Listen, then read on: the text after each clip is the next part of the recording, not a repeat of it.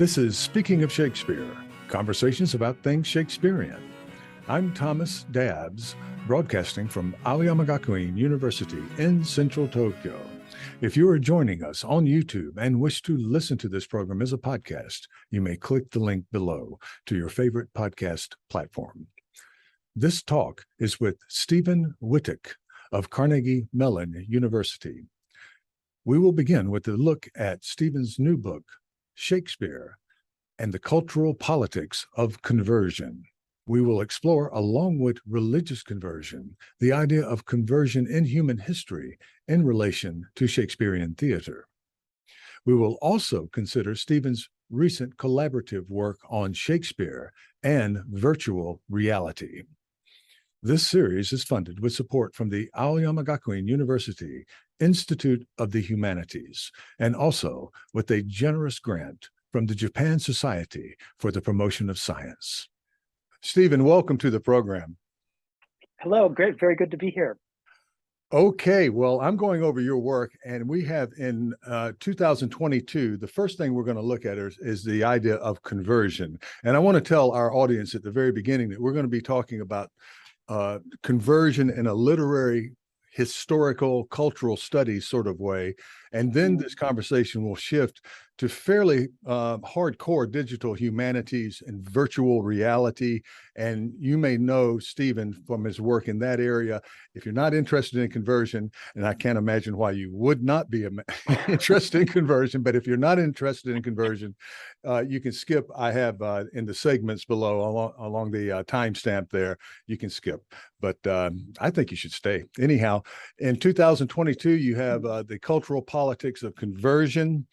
And also in 2022, you have performing an edition that you did, the cultural politics of conversion. You authored, you edited, and wrote for performing conversion. Also in 2022, Shakespeare VR, that's this year, Shakespeare VR with David McGinnis. That's right. Is that right?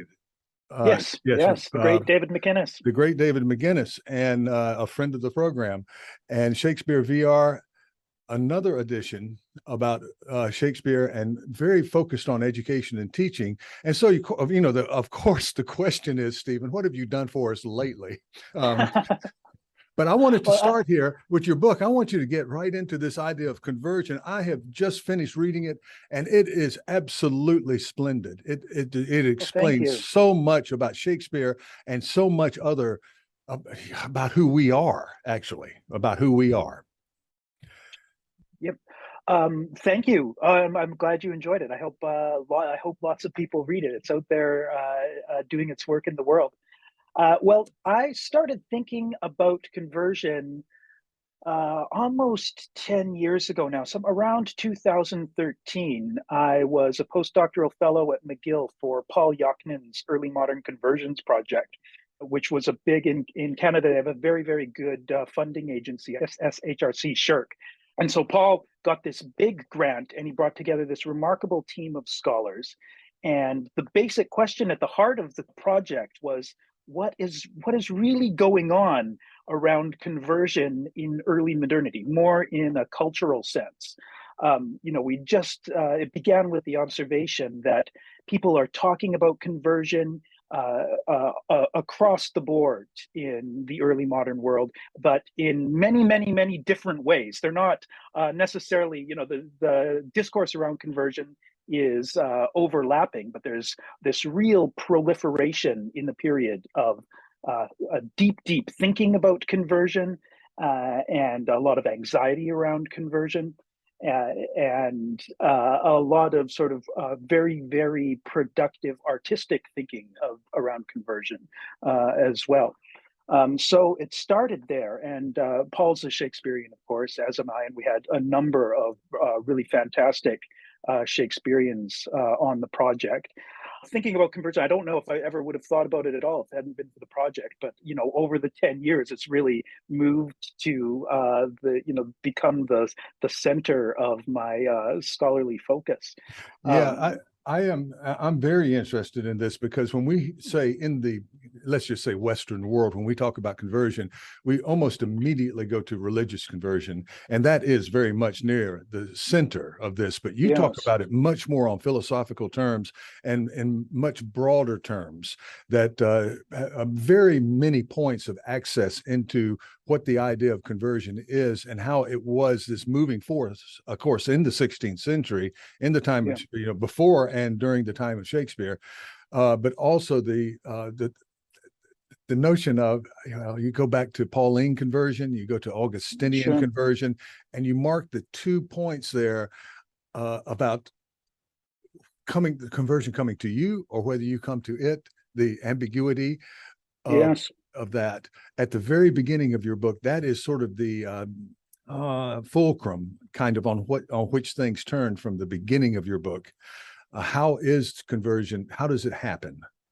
Right. Right. Yeah. Yeah, that is really the grain of sand in the oyster around conversional conceptualization that gives it its grit and its all the anxiety as well, and its angstiness that makes it so incredibly productive. Beginning, whether it's people using concepts of conversion in a religious sense, as you said, which I mean, I think religious discourse is really certainly around the center or the core. But as you said, it overlaps into many different areas. It has a real stake on how people are thinking about new ideas around race.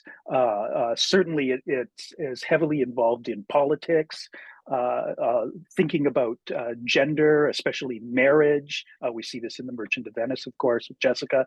So it's really got a foot on all bases, and the more you begin to recognize patterns of conversional conceptualization, the more you begin to see conversional thinking or types of thinking that maybe are adjacent to conversion, or using the structures and tropes and metaphors of conversion. And it's all over the place in Yeah. the Shakespearean canon in a way that I had never really thought. Both the word, it's very interesting the way Shakespeare uses the word conversion and its cognates. But what my real focus is the ideas and the structures of conversion. How there's Henry IV Part 1.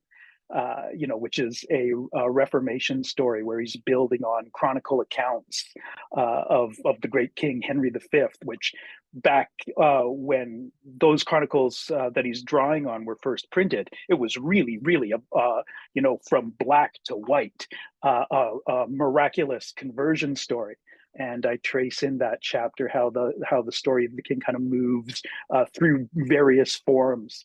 And by the time Shakespeare gets a hold of it, it's more a story about a kind of Machiavellian operator who's using ideas about conversion in this very sort of politically acute way, and thinking Yes. about the costs and trade-offs. Yes. And there's that sort of thing in many plays. Yes. Yes. Well, to give my students and some people a little bit of background here, when you started, you talked about how Paul in the Pauline narrative, Saint Paul or whatever in the Bible, is struck. Right. He doesn't ask for it. He intends to do something entirely different, persecute Jews. I'm sorry, Right. persecute Christians, converts. And bam, he's hit. In that narrative, in the Augustine narrative, Augustine is begging for conversion, but just That's can't right. seem to find it, and then sees it. I think there's a bird that sings or something that happens in the Confessions where he says, "This is it." And so, Here's a voice singing. yes. Yeah. So we're there, and then let's move to the 16th century. We are in a church that was stable in England, a Roman, what now we would call a Roman Catholic church, but the Western Roman tradition, very strong in England, much more discord on the continent than in England. And suddenly the king wants to get out of his marriage, and bam, everybody has to convert or else face the It's like consequences. a nuclear bomb is dropped on the country, Yeah. culturally speaking, and You just the have impact to. zone goes everywhere. Yeah. Yeah. Yeah. And then that goes for a while, and then people need to convert more to the Protestant idea, move further away, and then bam, here comes his daughter, not that long afterwards, really, in history, Mm-hmm. and everyone has to convert back to Roman Catholicism or else. Right. And then 5 years later, again, boom, you have Elizabeth, and everyone has to be a Protestant again. And it's a whole change of everything in the religious world. You get rid of purgatory, you get rid of so many things in the church and so many ways of worship and so forth. But then that's still so strong when the theaters began, in the 70s. You remarked upon that. And then we move into Shakespeare. It Yeah. remains so strong. I really appreciate that little potted narrative you just gave, with your emphasis on how the pendulum is swinging back and forth, actually. Yeah. Very, very often people talk about the English Reformation as though it was just one thing, right? But actually, in the mid-16th century there, it was swinging back and forth, and there's just complete chaos before they kind of get into a more settled period with Elizabeth. Yeah. And so I would be one of those guys. If someone says, listen, Dads, we're going to take you out and tie a rope around your neck and drop you from a piece of wood, a scaffolding, I would say, listen, show me where the sign. I would be one of those guys. And I think that was probably most, but there were those holdouts, which is probably the reverse, who just wouldn't under any circumstance convert and paid for it with their lives on all sides of this. Which they fascinate me. But Stephen Mullaney has this book where he talks especially about the charnel houses, and he invites people to think, you've spent your entire life for generations and generations. There's these bones, and the scholar Mullaney and many other scholars talk about that community of the dead. That these are your family members, and you've got to go and pay your respects and light candles and go through various ceremonies. And there is a felt affective relationship still there and there's all sorts of ceremonies like that, not just, but then all of the sudden know that purgatory doesn't exist anymore. We're going to empty out the charnel houses, dump all those bones in the Thames, and all of these or cart them up north to Finsbury Field, which is a huge place, right? We don't know where they are, right? Exactly. Yeah. All of these ceremonies that have been organizing your life is turned upside down. In the church, you can still see today in Shakespeare's home parish, right, where the faces have been effaced, the faces of angels and demons and that sort of thing, and all the iconoclasm is just this tremendous legacy of destruction, and left there in an effaced way as a sign of error, right? Where this old Roman Catholicism stuff, this is all in the past now. We're on a new track, and you've got to fall in line. Yeah, and you're remarking, and I love the physical, the idea of the Charnel Chapel at Paul's. It's a famous story of that being destroyed and turned into a bookshop. From bone to book, that conversion, and people just did this, and I guess it probably is evidence of how powerful the powerful were, because you're just ripping away not only the physical evidence of where their loved ones are. You're ripping away the cosmic thought, the cosmos, really, because they're supposed to be in purgatory, waiting salvation, and now there is no. So where are ways they? Very heavy. So that's that's one. And I think the Reformation or Reformations is one big organizing paradigm for conversional thinking in the period, but it's by no means the only one, right? There's also the Ottoman Empire is out there, where the Catholics, that's sort of that's another branch of Christianity, and is a little. It's very foreign and very scary. But the Ottomans just are completely outside of the Christian paradigm altogether. Thousands of European Christians, not only from England but across Europe, Christians are converting to Islam. There's also Judaism is not a proselytizing religion in the same way that Islam is, but it's uh, uh, causing a lot. There's lots of thinking about the Jews, especially since the Spanish Inquisition, Yeah. and not a lot of Jews in England at the time, but certainly a lot of talk about the Jews, whether these Jews who have supposedly convert, whether they actually really can convert. If religion is inherent in the blood, then all Yeah. Jews must be dissimulators. But Yeah. then there's also this discourse around millenarianism, that there's got to be we must convert the Jews in order to bring on the return of Christ, right? So it's around issues of Judaism. Conversional thinking is really swinging both ways, right? Yeah. They can't. Some people are saying they can't possibly convert because it's in the blood. Other people are saying we've got to convert them, right? Yes. Um, uh, so again, people often ask me, what is your definition of conversion? What does conversion really mean, right?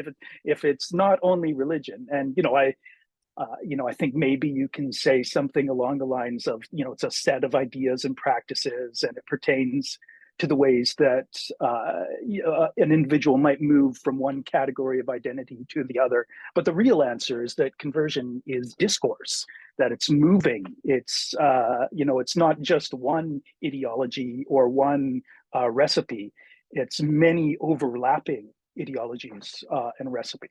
And Yes. that's, I think, it's all of that again that makes it so productive, and why people are revisiting these are essential, urgent problems in the period, and people are revisiting them again and again and again in many, many different ways. And that's why we see these patterns popping up all over the place. And Shakespeare's theater is a key place, not just only, but the early modern theater is a key place, especially in England, where conversional thinking can play out, because first of all, it speaks not only to literate people.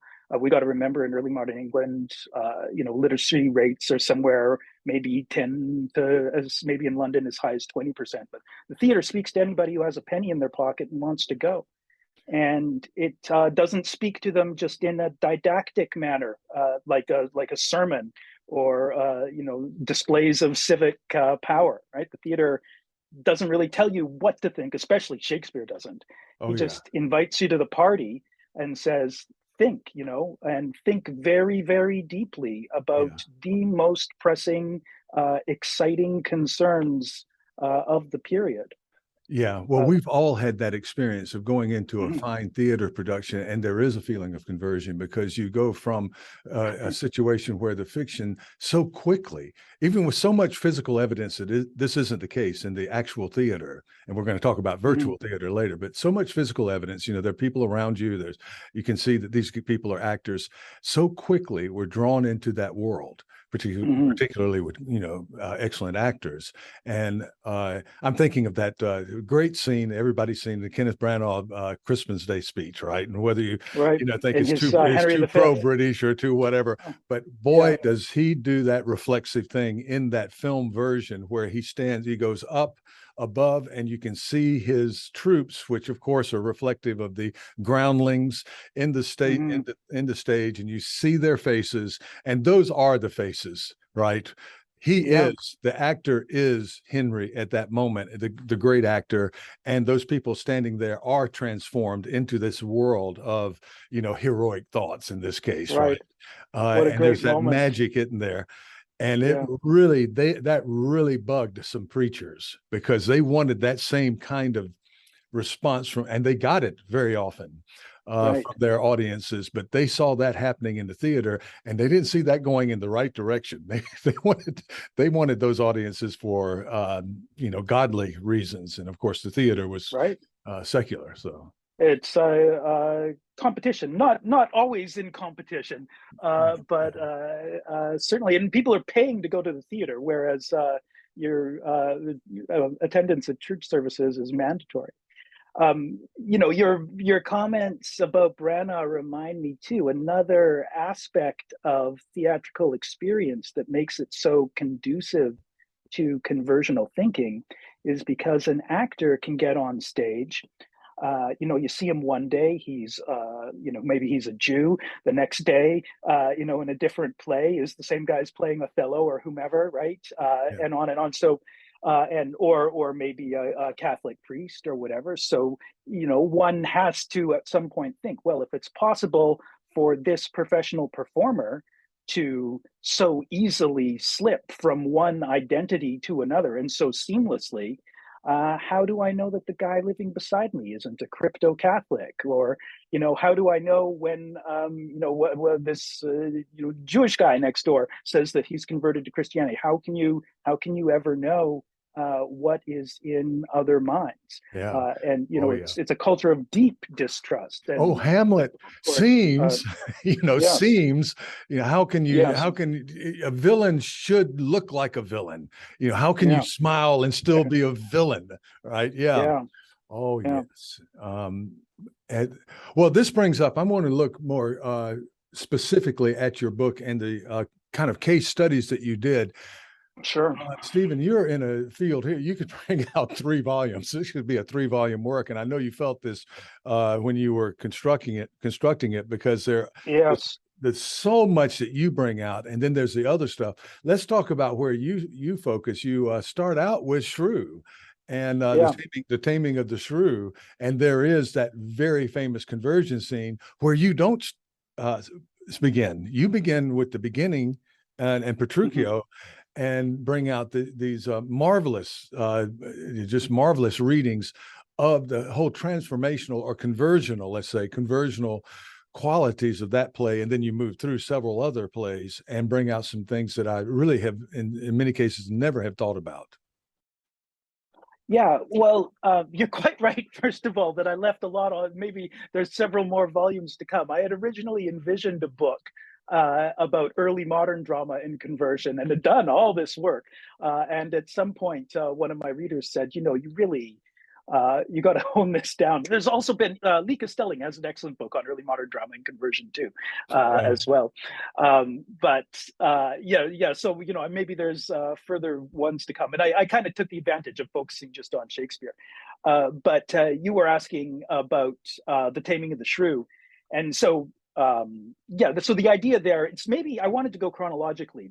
If maybe it wasn't the best one to start up because it's a little bit of it's not the most obvious case to present as a conversion play. But what I say in that chapter is, again, the focus is not so much representations of religious conversion, right? It's conversional thinking and how Shakespeare is bringing conversional thinking into the domestic sphere and into a domestic paradigm.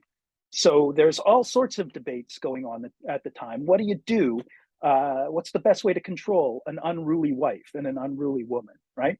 Yes. And Erasmus has written on that, and there's a whole tradition of shrew taming Yeah. stories and ballads, often very, very grisly, and people recommending, well, if you have an unruly wife, what you got to do is, uh, and people say this in a very kind of rollicking, jovial, joyous way.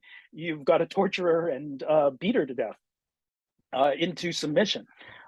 There's that famous ballad, "A Wife Wrapped in Laurel Skin for Her Bad Behavior," where the solution to taming the shrew is to he whips her and then he wraps her in the skin of a dead horse that's salted, and that's so.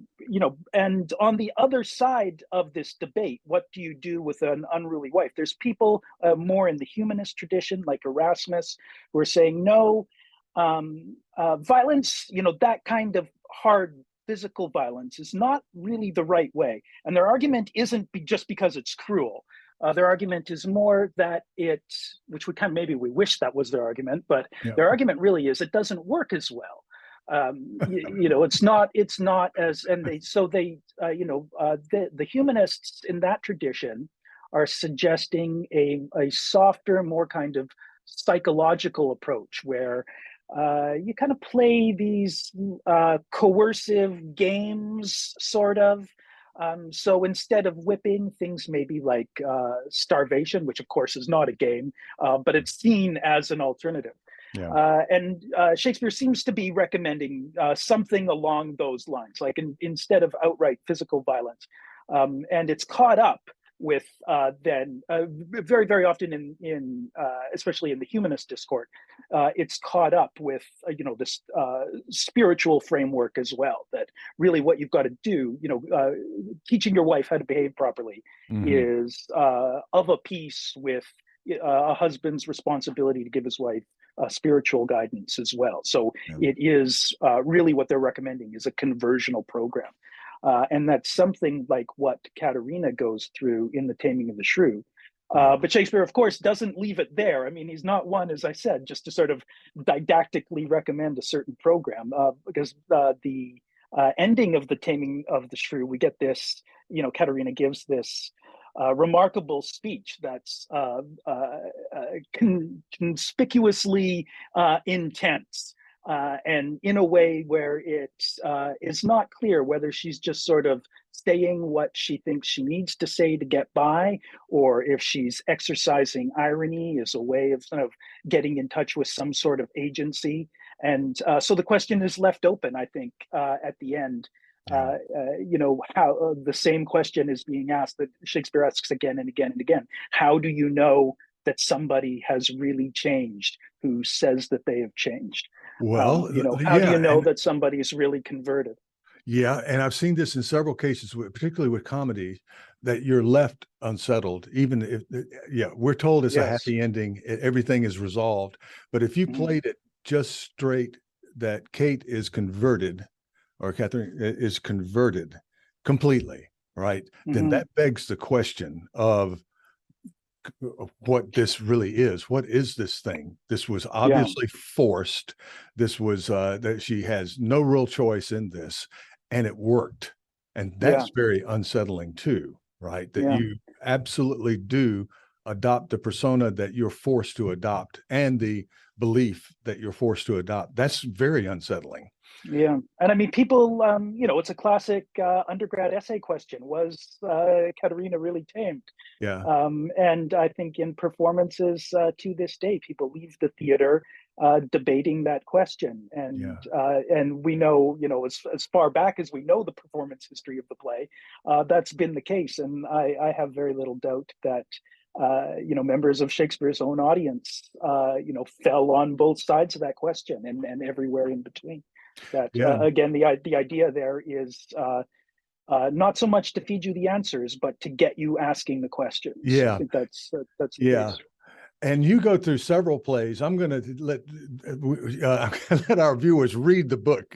We can't, Uh, because all of these, every chapter has what it says, and then all of the places that it goes.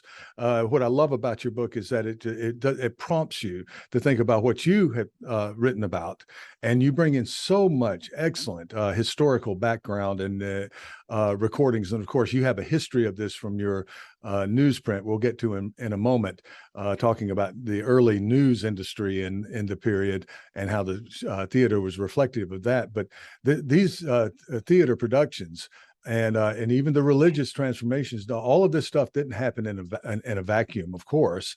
mhm. And so I want to move to the end of the book and then kind of move on to some other things. But you do end, I think, appropriately with The Tempest, and that's where you get away from primarily kind of well, no, you do all the way through, but The Tempest is much more about a political structure than it Yeah. is about a religious, even though they are very intermixed. And of course, based on we pretty much agree, don't we agree that it's based on that account of the Jamestown expedition and that sort of thing? Yeah, Strachi's Strachey's. report of the wreck. Yeah, Yeah. Well, that's I, I like the uh, idea.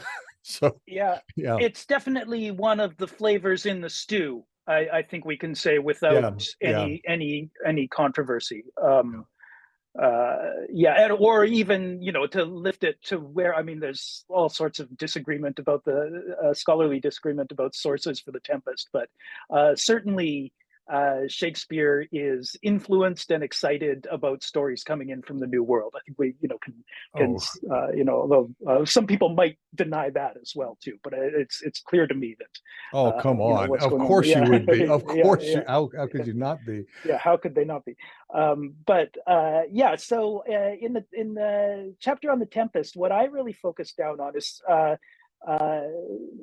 some material that scholars haven't looked at very, very much in Tempest criticism so far. And that is the series of propagandistic texts and speeches and sermons that were coming out in a very, very narrow timeline, around 1609 to 1610. And these are mostly preachers producing these texts and sermons. But the key point is that they are paid by the Virginia Company. And actually, sometimes they're paid in cash and sometimes they're paid in stock options, right? Mm-hmm, mm-hmm. So around this time, the Virginia Company is still the idea of establishing a colony in the New World is kind of a crazy thing to want to do. These are a little bit like penny stock promoters. Mm-hmm. There's no guarantee that an English colony in the New World is going to bring back money. It looks like this time, like a real dog. So around the time Shakespeare's writing The Tempest, the Virginia Company is in lots of trouble. There's a lot of public criticism over the idea of initiating a colony in the New World. It by no means at this point is clear that anybody's going to make any money. There are also lots of ethical concerns about whether it's the proper thing to do to go and, there are people living in the New World. Do we want to go and take over somebody else's country? And a lot of the same people who are involved in colonial ventures in England are the same people who had been organizing the colonial ventures in Ireland. So there's an important connection there. Yeah. All of a sudden, in 1609, 1610, then, instead of making the argument, hey, give us money, invest in the company, we're going to make millions and millions of dollars, or pounds, all of a sudden the argument is, you have an obligation here. The voyage is not about making money. What we're doing in the New World is we're going to go convert the heathen, all this othering. We've got this obligation to go and do this. So now, and just for a short period of time, those sorts of arguments come back again when the Virginia Company is in trouble again in the 1620s. So they sort of pop up 1609, 1610, then they go away for a while and they come back. But and all these people who are making this argument are paid propagandists, I think is a key point to remember here. That they are being paid either in cash or sometimes in stock options as part of in the company itself, and they're only making these sorts of arguments, at times when the Virginia Company is in trouble. So on the face of it, at least to the public, it seems clear, and certainly to people like Shakespeare and Ben Jonson, this looks like a very, very sort of opportunistic kind of argument to make, all of a sudden using conversion as a justification for colonial enterprise. Yes. And so Shakespeare's bringing that conversation into the play. Yes. There are intersections in this, and I want to talk about this because I know that you did your work at McGill, and I was there about a decade ago for a conference on Paul's Cross Churchyard. All right, with Torrance Kirby, right? Torrance My Kirby, old and buddy. I wanted Hello, to bring Torrance. Hello, Torrance. Yeah. My goodness, Yeah. it's been a long time. And also so many other people. I can't begin naming them because I would leave out someone and that would be rude. But we, at that same time, I remember Susan Wabuda of Fordham talking to me about conversion. And she was going to get involved. And I think it's exactly the beginnings, because I think it was 2012. So you started in 2013 with the conversion project. Right. Well, we had, it was the there was sort of a little mini project before the big project. But yeah, right around 2013, that's when everything was beginning. And Torrance was certainly on board right from the very, very first days. That's the intersection between Reformation studies, religious studies, and theater. And honestly, I found much more receptiveness on the Reformation, on the theologian side. They love it when theater people come in. right? And I found in certain quarters, certainly not all, but in certain quarters, Yeah. theater is theater and the religion is over there, Yeah. and I love that intersecting. And also, I love it that, and we're going to kind of segue from your book to your edition Hmm. and the Spanish connection. You're at Carnegie Mellon now, but at Yeah. McGill, you're working with people who are experts in the history of the Spanish conversional efforts and theater, Right. from Madrid to Mallorca, the island there with the Jewish conversion. If you could tell us a little bit about that project, I love the Spanish connection there. Because I don't think that's made enough in terms of our dramatic focus on Shakespeare. There's a huge connection there too, and Right. intersection. So the scholar, I mean, there were people, all sorts of early modern scholars involved in the early modern conversions project, but the person you're speaking about is my co-editor for Performing Conversions. Here it That's is right. here, Jose Clev Martin, Yeah. who is a scholar of, well, early modern everything. He's a very, very learned man, but especially focuses on the Hispanic world. And so we put together this book. This was before I wrote my book on Shakespeare and conversion. Yeah. I started it while I was doing my postdoc, and we brought in mostly scholars who were working on the conversions project. And part of it, we started off thinking about cities and theater and civic different forms of civic theatricality.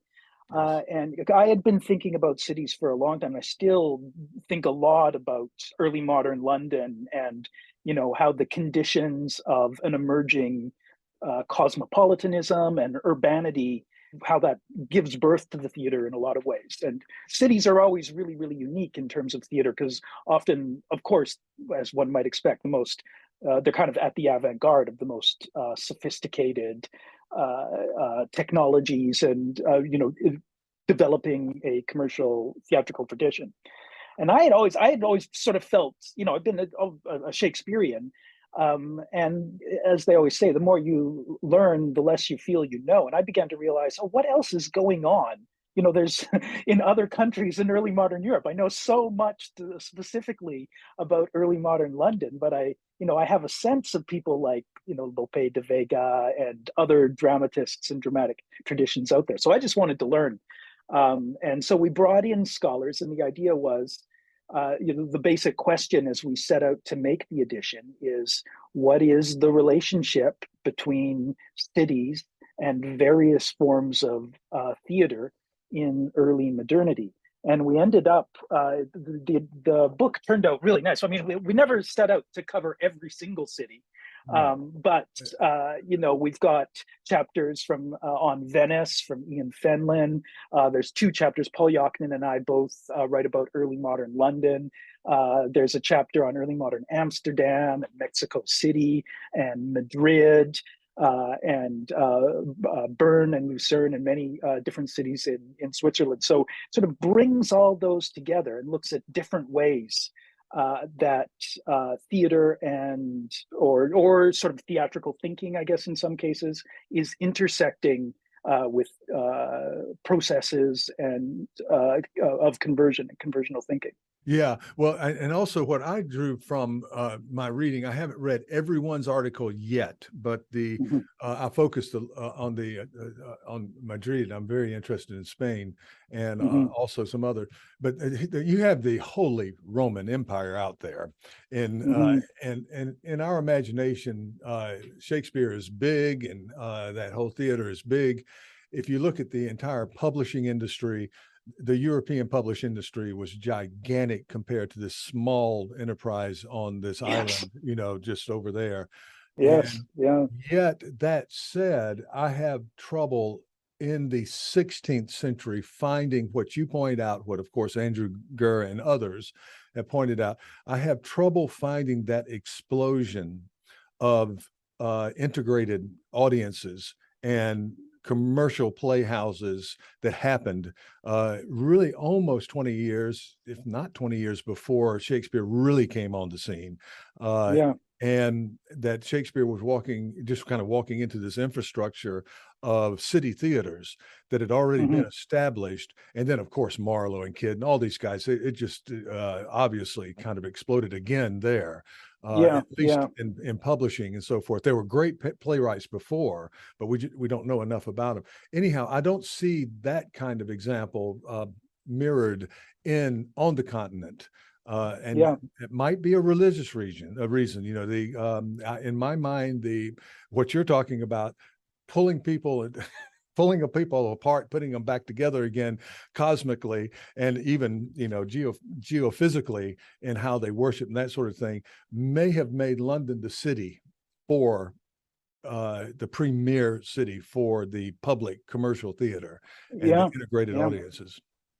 It is true. You know, I'm biased, of course. I do think what's going on in London theatrically, that in terms of theater, is kind of special. And it's very, very different. I mean, of all those other European cities, I think people who know more about Spain maybe can correct me, but Spain kind of comes closest to England. Certainly, what's going on in France, completely different, and Switzerland, you know, very, very, very different again. And Mexico City, of course, in the New World is a whole other, you know, very, very interesting in terms of conversion, but a whole other tradition as well. And London is a unique city itself. It's as I think you're quite right to just sort of remind listeners, at this point in history, England is not the big economic superpower. We're still well ahead of the age of empire. It's this weird little island country up there that all of a sudden starts packing a big punch, partly, you know, in terms of trade. And but London becomes the biggest city in Europe in Shakespeare's day, and it's a really, really important trade. But it's not yet a big imperial power.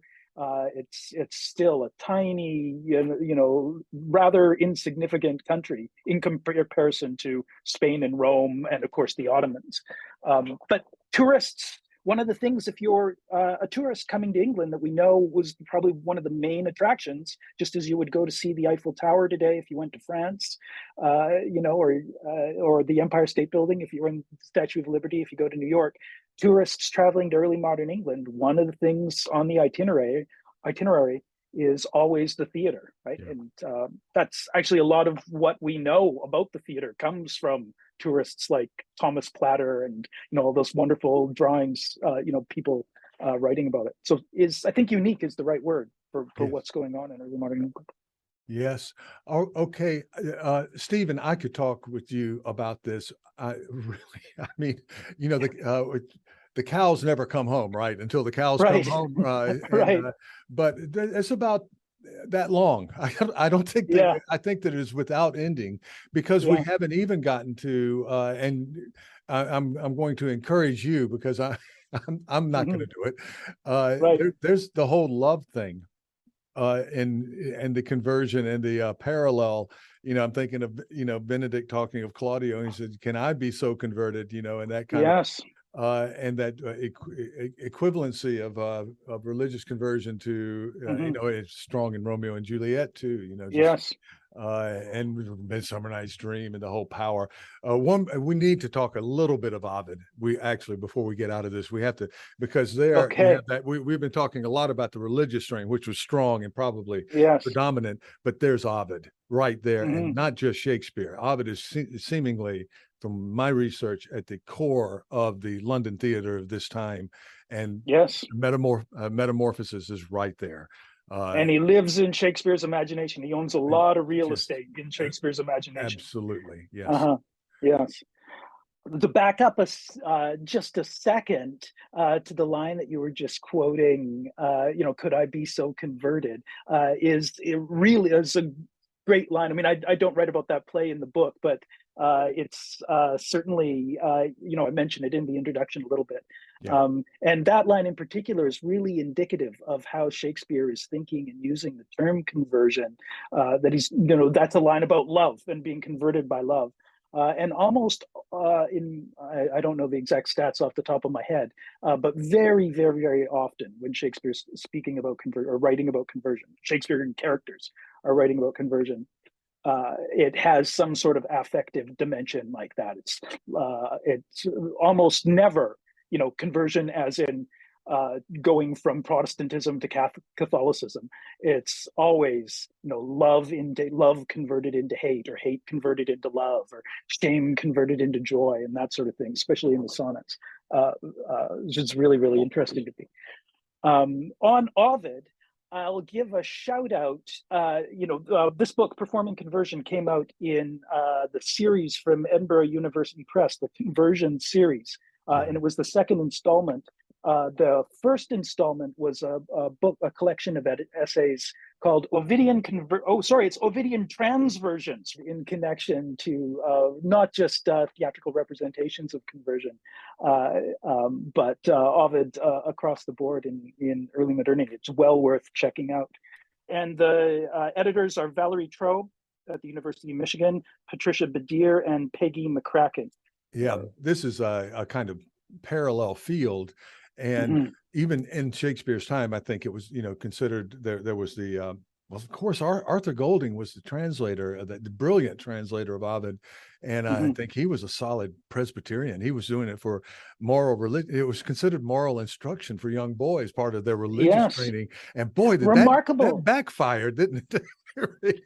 Isn't that remarkable? I was just thinking about this today. I was giving a lecture on the tragedy of Miriam and talking about how, as part of the new kind of humanist education for middle-class students, how often they would do translations and performances too, sometimes, of the literature of classical antiquity. And reading, because Ovid is hot, white, hot, racy stuff.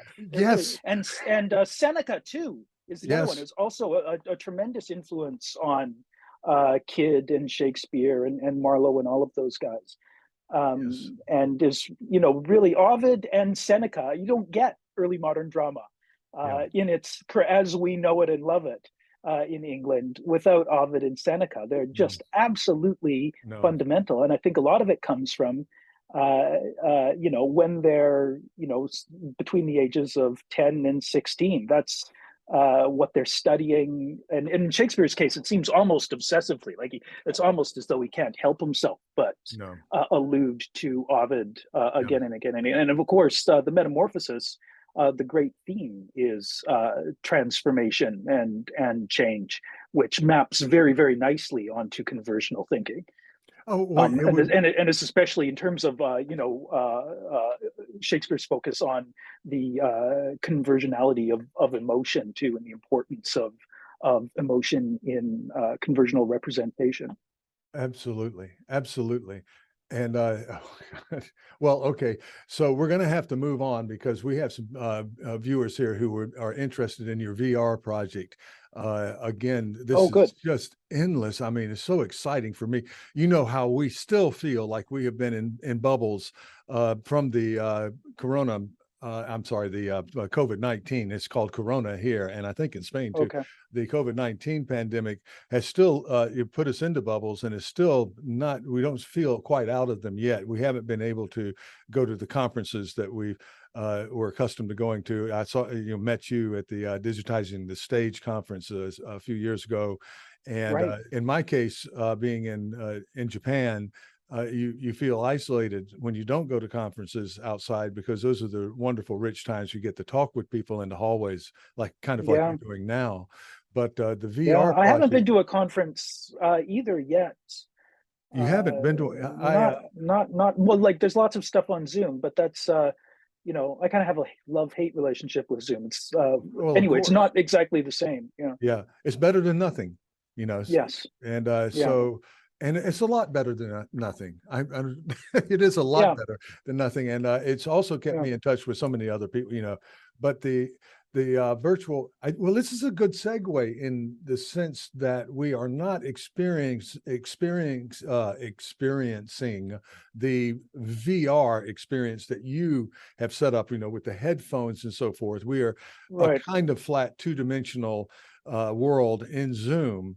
although it's a lot better than things used to be, and so you are moving in your research at Carnegie Mellon, and in conjunction with several theaters. There's it's the Blackfriars Theater in Virginia, that theater, Yes.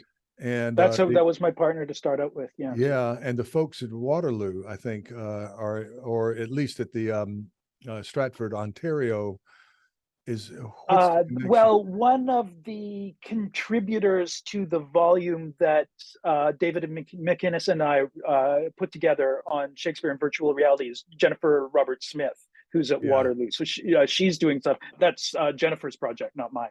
Okay, well, But let me just say the title here. This is a 2022, a very recent here it book, is again. Shakespeare VR. There it is, with David McInnes, who is just one of the finest people in the world, along with you, I and agree. he's just wonderful and does such wonderful work. But Yeah. along with you,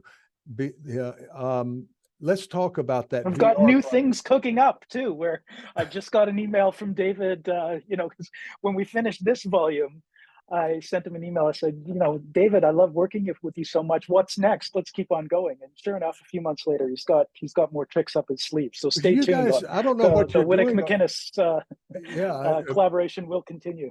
And for our viewers, this is a collaboration between Melbourne, Australia, the University of Melbourne, and Carnegie Mellon in Pittsburgh, USA.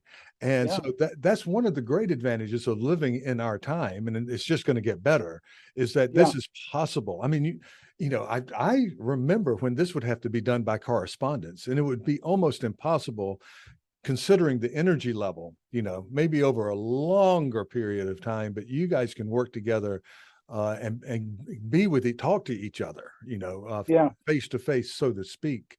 But Mhm. the VR project, we talked about it when I spoke with David uh, a little over a year ago, and this things have advanced there. And let's talk about that, the book itself, and also the project at Carnegie Mellon, and the collaborations that you're doing with various theaters around the world. Sure. So, um, I arrived at Carnegie Mellon in Pittsburgh in 2017.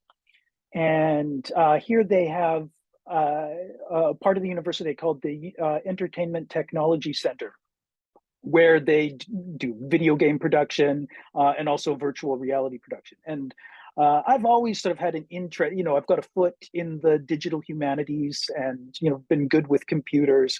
And virtual reality at that point was on my radar. I had experienced a few different things with virtual reality, but not too much. But I already had in the back of my mind this idea is, oh, I know it's only going to be a matter of 1 or 2 years before I go to the SAA, Shakespeare Association of America conference, and somebody's going to be there in the digital exhibit, which I've done a few times, with a Shakespeare and virtual reality project. It's just preordained. It's definitely going to happen because virtual reality, and I'm speaking here of virtual reality headsets where you get a 360-degree picture around. So anywhere you turn, it gives you a simulation of being in a space. So virtual reality is so much to do with spatiality, and so much of my work and so much of work that I admire in Shakespeare studies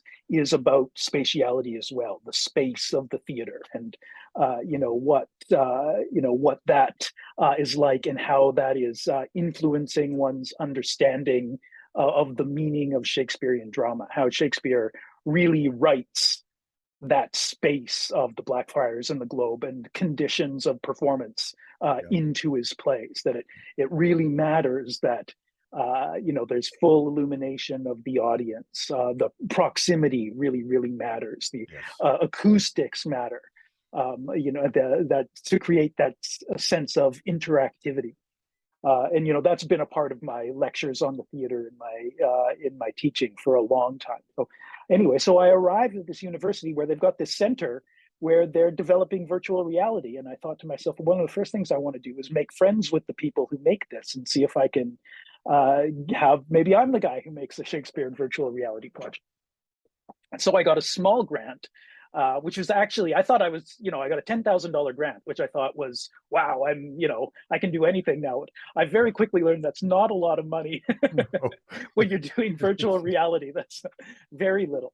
But I did make some friends with Ralph Fatuccio, who is one of the instructors at ETC, and also with one of Ralph's students, Jae-hee Cho, who is from South Korea, and I think Jae-hee's a real genius at a technical genius, but also just sort of a visionary in terms of thinking about what virtual reality can do. He had done a number of other projects on, his whole thing was he wants to raise it above just, oh, I'm on a roller coaster or I'm shooting zombies. And he really wants to do some more interesting emotional and artistic things with the form. So he's done projects on underwater divers off the coast of South Korea, a project on racial discrimination. What does it feel to be a person of color? You're sort of put into somebody else's body, and how, and all that. So he did a thing on the Holocaust where he takes you through the camps and everything, and actually like shows you all very, very sort of serious work. So I got together with him. The other with Ralph and Jae-hee. The other great collaborator that I was lucky to hook up with was Sarah Enlow and Ethan McSweeney, who were at the Blackfriars, the reconstruction of the Blackfriars Theater in Stanton, Virginia. We're a part of the American Shakespeare Center. Yes. Which, have you been there? I have never been there. Don't tell them. It is. I'm dying to go. Well, you can go there in virtual reality. Yeah, that's right. That's right. And so it was really a labor of love, started by Ralph Cohen, and the community all chipped in to build, and working off the historical work of people like Andrew Gurr, and made this beautiful theater. When you walk in, it's like the feeling that I got when I went to the Blue Mosque in Turkey for the first time. It's just, not that it's not a sacred space, but it has that sense of sacredness in it. And it's so much fun to go and see plays. The same is true, of course, of the Globe reconstruction in London and the new Sam Wanamaker, which is another reconstruction of the Blackfriars as well. It's really, there's nothing like I would just go and see anything in those spaces. They're so much fun. So I, had my team, and we went down because of Jae-hee's reputation. We were able to borrow a very expensive virtual reality camera from Google. It's like I think a $20,000 machine. Looks like the Death Droid from Star Wars. Yeah.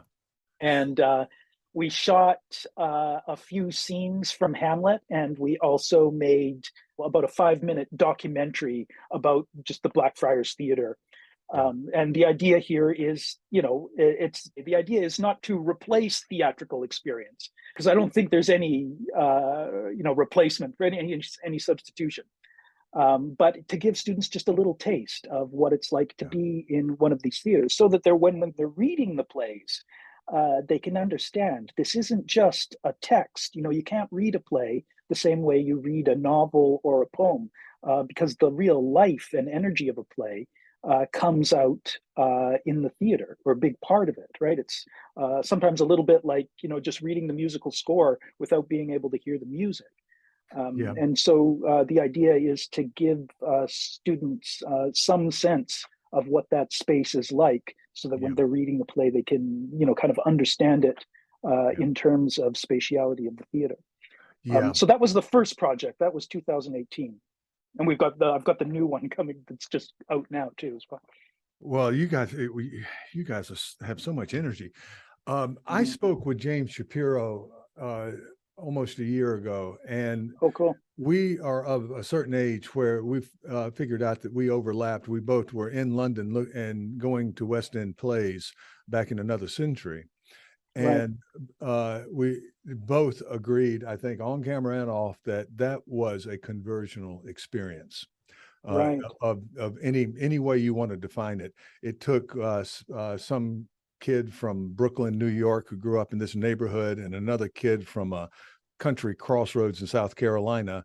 And Hmm. instead of doing whatever we were probably born to do, whatever, Uh-huh. we went into Uh-huh. Shakespeare studies. You know, it Right. completely changed our lives. This experience of going to these plays, and also going up the road and seeing plays at Stratford and you know, at Aldwych, all these theaters. And Yeah, same yet, here. I as that child, I could participate in band and orchestra. There were mhm. ways to create that space and to be a musician, right? But there was a little theater in our town with some amateur performances that were quite well done for the, but we didn't have that. And there's so many kids, and even, you know, all, if you start thinking about all over the globe, who really don't have the opportunity to experience the theater in the way that you can in the West End, going to these theaters, or you can in Stratford, Ontario, as well as the Stratford upon Avon, Sure. or at the Blackfriars in Staunton, Virginia. Uh, they're just that this is a way to bring Shakespeare to kids, and you know, and I know that, that if you try to teach a play that begins, "Who's there?" Right. you don't, you know, you're nowhere close to the physical space where this is happening. These are people who are frightened, right? And if you Yeah. don't, you know, so a teacher who gives out Hamlet, says, okay, start reading, you're going to lose some people right off the bat. And so the Yeah. idea that you could bring in a headset, and these headsets will become smaller and smaller. You know, I don't know, there'll be something we can attach to our glasses They at some already point.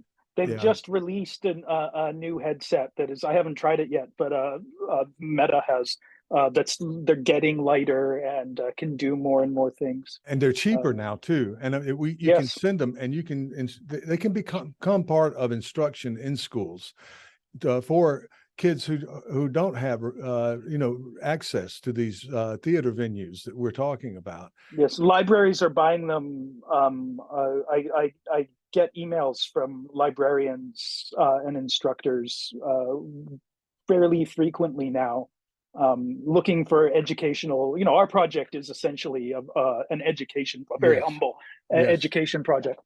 Um, but you know, instructors and librarians saying, "Hey, we just have invested, you know, in 20 of these new headsets. What can we do with them? You know, how do we bring them into the classroom?" So I think you're right. I mean, it's not, again, it's not a replacement for going to the theater itself, but it you know, the idea is it gives you just a small taste. The other, let me say a few words about the new experience that we got a much bigger grant after doing that first project at the Blackfriars from the National Endowment of the Humanities. And we've just completed over the summer a new prototype based on Romeo and Juliet. And what we did this time, instead, with the first time when we were at the Blackfriars, we were shooting photorealistic imagery. And the thing is, when you do that, you can look around and get the sense that you're in the theater, but you can't actually walk around and move Hmm. around. Hmm. So what we wanted to do with this next more ambitious phase is to make a digital recreation of the theater. So something more along the lines of a video game where you can actually move around and get a sense. And so there's an audience there.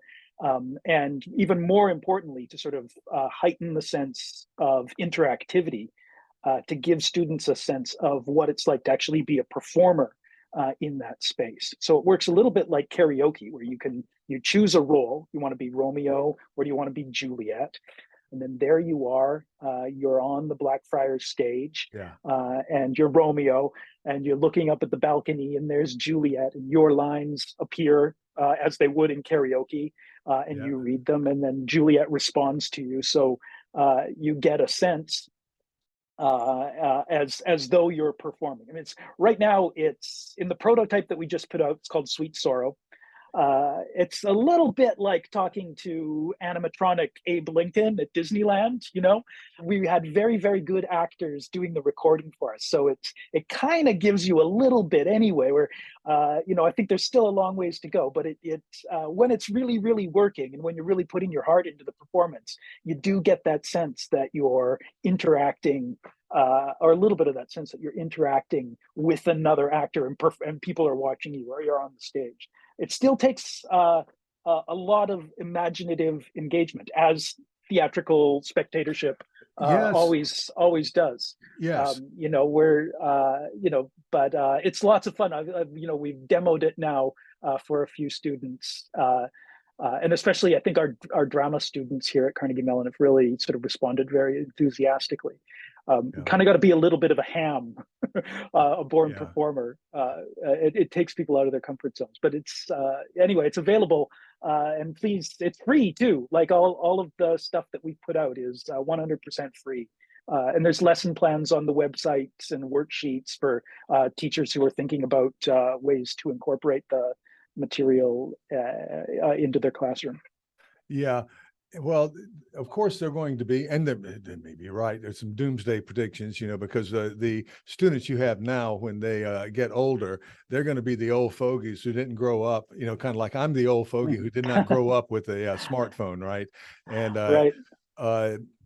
They're going to be the old fogies who didn't grow up in the virtual reality worlds, and we can imagine Right. the ugly turns that's invariably going to take.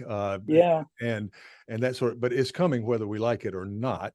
And Yeah. and also it has already come in many ways. I mean, the Apollo astronauts 50 years ago, more than 50 years ago, were training in simulators, and those things are quite advanced now. And so this is just a natural progress of natural. It's the unnatural progress but the inevitable progress of technology. And I do have that sense too, that we're really at the beginning of something. I think the jury is still out as exactly what the influence of virtual reality is going to be. There is a long history, as you know, in Shakespeare studies and teaching. Whatever the next new thing is, it always finds its way into Shakespeare studies. This is true with theory as well. Like Shakespeare yes, studies of is often the course. first place to sort of digest this stuff. Yes. David, I think, is very, very much on this page too. We've tried to avoid the trap of technological utopianism and saying, "Oh, this is going to blow the roof off and change the way." Yeah. I think it's clear that, like as you just said, it's here, and people are starting to experiment. But I always say I feel very, very much with virtual reality as though we're at the stage where people were more than 100 years ago now, with early days of silent film. Yeah. Where you had, you've probably seen those old films of Sir Herbert Bourbon-Tree did of King John, right? Where the camera is completely stationary. It's basically, that's almost where we're at. And like, look where film went over the Oh my. intervening 100 Yeah. years, And this right? will be more accelerated. This will be more accelerated because the technology is there.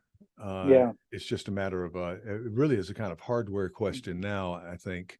There's a lot of programming too that has to be done, but the infrastructure and our artistic work, I think, the artistic that has work. to go. That I think is key to me. It's actually, I think technology right now is way ahead of where artistic imagination is in terms of virtual reality. It's, again, to make the analogy to film, I don't think we're at the stage. Film jumps 1,000 feet forward when they start developing editing techniques, right? I don't think, that's and you start to get those early black and white silent masterpieces. We're not even there yet. We're still kind of at very, very much roller coasters and shooting zombies for the most part. But the where we've reached though is we've merged what seem to be diametrically opposed things: conversion, highly literary stuff that you're doing, and the high tech stuff that you're doing. All of this plays into conversion. There will be a conversion. with virtual reality, just as there was with the book. I mean, you could blame the Reformation on the book, on movable type, on pamphlets, and you do a lot of stuff. And we're going to do go back to your media stuff in just a moment. Oh, But sure. how far do we go back? Fire, so Mhm. we figured that out somewhere back Right, then, and that changed a lot of things for good and for bad. right. Uh, the the thing is, yeah, book and then movie and radio, all the wonderful things that radio did in terms of being able to bring people together. I remember my father saying, moving from South Carolina, he was in the Army and he went to San Francisco and he was talking with a guy at a bar. And the guy said, you seem like a nice guy, but I can't understand half of what you're saying to me. And he said, Really? that's interesting you said so. I can't understand you much. And the dialects were that different. And Hmm. so you could say, okay, radio did that. But then again, you could blame maybe the Third Reich. I think it's been done on radio. You need that Right. kind of ability to broadcast your message and that sort of thing. So the good will come with the bad and vice Or versa. or or think surely there's the introduction of radio, and then a few decades later the introduction of television, Yeah. and then you get things like the civil rights movement and these Uh-huh. huge cultural changes But that are yeah, without those, in very, very that many ways footage, conditioned. yeah, Mhm. that I remember, the footage in Selma, that, Mhm. you could almost say that did it, that and a few other things. And That's public making. That's public making yeah, right that there. Um, assassination of the guy in Vietnam, the boom, on television in black and white. But these are conversional experiences. This is when you go from one state to another, where you suddenly are thinking, well, the war is okay, but no, now it's not okay. The things aren't that bad in the South. Oh, yes, they are. mhm, And people who have to shift their whole way of thinking about a certain that's the conversion, and sometimes the conversion goes dark, maybe Third Reich or whatnot. mhm. But so often it's the technology that pushes the conversion from the book, from anything, from movable type to virtual reality.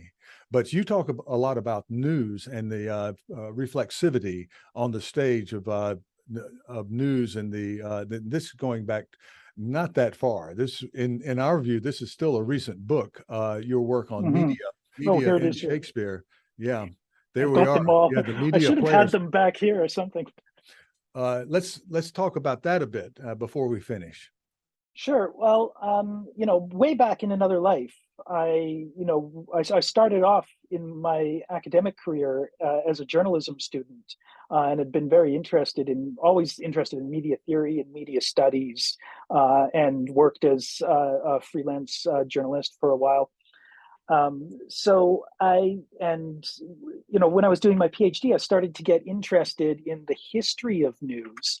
And I started to put together the pieces in early modern England. The birth, I mean, news in some ways has, always existed as long as there's been civilization. But the emergence of a commercial industry for the publication of printed news texts starts coincidentally, or my argument is not coincidentally, right around the same time as the emergence of a theatrical commercial or commercial theater or theatrical industry. Same, almost identical trajectories, kind of give or take 10 years. So my argument in the media players is this is by no means coincidental. It has a lot to do with the emergence and the growth of early modern London and the emergence of luxury commodities such as news and theater. And in fact, these are not opposite, but they're trajectories of growth, but they're very, very intertwined. And there's sort of a process of co-evolution going on.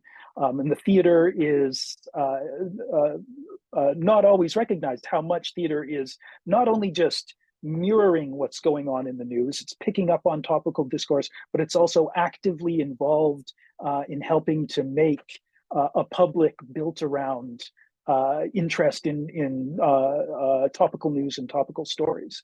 So they're very, very closely intertwined, theater and news. In both cases, what's really going on, I mean, it's not all that's going on, but a part of what's going on is people are selling access to public conversation and making a public. So that's the argument, and that's sort of the starting point. And I look, of course, a big figure in this respect is Ben Jonson, and I look very closely at his play, The Staple of News. I write in the book that Jonson maybe I think can be considered the great granddaddy, or maybe the first real media critic. And what I mean by that is, again, he's not just bringing what's on the front pages into the theater, although he's partly doing that. But he's also acting a little bit like guys like Jon Stewart or Saturday Night Live, where there's an actual media critique going on, especially in not only the staple news, but especially the staple of news. He's thinking about, Jonson has such a great appreciation of sort of the social scene in early modern London. He's thinking like, okay, there's, just like you were just talking about virtual reality, right? There's this new thing. Is it good? Is it bad? He's kind of making fun of it in some ways, but he's also extolling, and kind of looking forward into the future, like how is this going to change society, and really doing, the sort of work that media analysts and media critics do. And Shakespeare's doing something similar in The Winter's Tale around the figure of Autolycus, who is, he's out in the countries, but he's really a figure lifted right off the streets of early modern London, right? He's a balladeer, and sort of one of these wandering salesmen who's singing these ballads with a topical hook in them, and is very, very much a figure of the emergent news industry. And I also look at one of my favorite plays, Middleton's A Game at Chess, and how Middleton is, that's a little bit later on. That's 1623, when the Butter news books are coming out, and print is, the news industry is really starting to come into shape by that point, where you've got not just sort of intermittent publication, but really these pamphlets are numbered, they're serialized, they're coming out regularly, once a week, and it's really is becoming a profession. They're not calling it journalism yet, but really is becoming a serious established business. And Middleton again is a great sort of media theorist, media analyst, and poking fun at news and satirizing it, but also doing some really deep thinking, and also some serious thinking about conversion too, although I don't talk, and topical controversy. Well, this news is the kind of thing that converts people, and of course, this sounds what is the it sounds boomer-ish of me to say, but the social media phenomenon that we've had over the past few years, where things have sort of blown up, and there's been a lot of discomfort in this. Is not new in the sense that fake news is not new. Sensational news is not new. There's nothing. As soon as you have the way to, I'm sure the town crier, before there was movable type. There has always been this kind of spurious nature to the news, because you want to draw attention. Always. And you learn very quickly that the bigger the story is, Goliath has to be huge in order for the story to work with David, right? We don't want two warriors of similar sizes, just as better. It's a better story Goliath just keeps getting bigger and bigger, perhaps, right? So this is fake news. I think even it's possible to say that fake news maybe predates what we think of as "quote unquote" authentic or real news. Of course, gossip. It's always been there, and certainly that's a big part of what's going on with the spurious news stories that Autolycus is talking about in The Winter's Tale. Singing fish and all that sort of thing, and the spurious news stories that Jonson is presenting and making fun of in The Staple of News too. So a lot of these documents begin a true report of, or Oh, the true yes. story of, or that they're really trying to emphasize truth.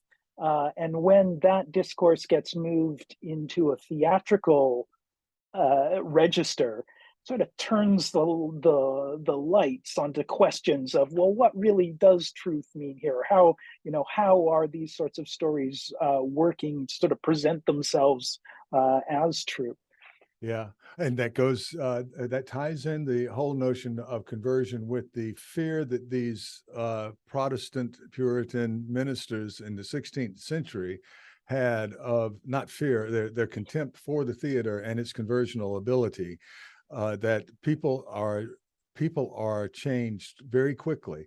And I know you and I both worry about this in terms of social media and how quickly someone can be led into a way of believing an entire way of looking at the world that might not be the most